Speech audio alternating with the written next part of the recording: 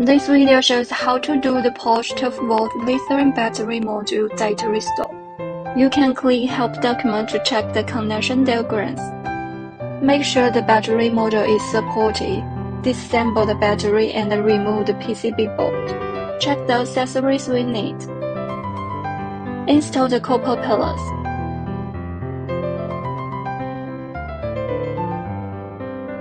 Align the PCB probe position.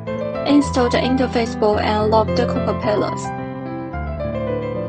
Connect obdii365 adapter and the ACDP host.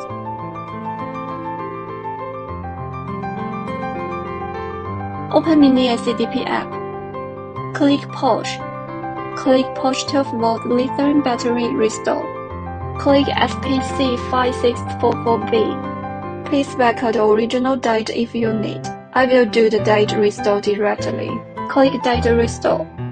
Confirm the ACDP device is connected to the module. Click OK. Pin detection pass. If the detection failed, please check and clean the test points, then retest. Confirm the chip information. Click Continue. Ready to write new date. Click OK. Module data restore success. Thanks for watching.